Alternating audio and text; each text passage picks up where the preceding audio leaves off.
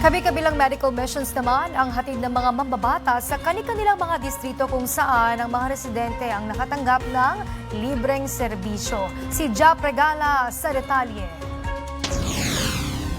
Sa pangunguna ni Zambales 1st District Representative Jefferson J. Conghun, nagpaabot ng tulong ang opisina ng mambabatas para sa mga nangangailangan ng medikal na tulong sa Olongapo. Sa kanilang programa, tinugunan ang pangangailangan sa gamot, laboratory services, hospital bill assistance, burial assistance at di pa pang medikal na pangangailangan.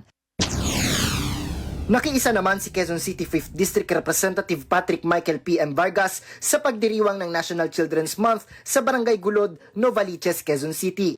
Sa isinagawang programa, ipinamalas ng mga bata ang kanilang mga talento at pagiging malikhain. Sa Quezon City pa rin, nagsagawa ng lingguhang medical mission si Quezon City 2nd District Representative Ralph Tulfo sa Barangay Bagong Silangan. Nakatanggap ang mga residente ng naturang barangay ng iba't ibang serbisyong medikal tulad ng konsultasyon, lab test at mga gamot.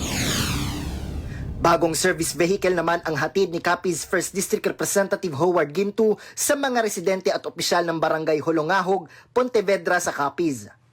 Malaking bagay ang naturang sasakyan para sa pagtransport ng mga bakwit, paghahatid ng mga pasyente at pang-araw-araw na operasyon sa barangay. Para sa totoong balita sa Bagong Pilipinas, Jap Regala, Congress News.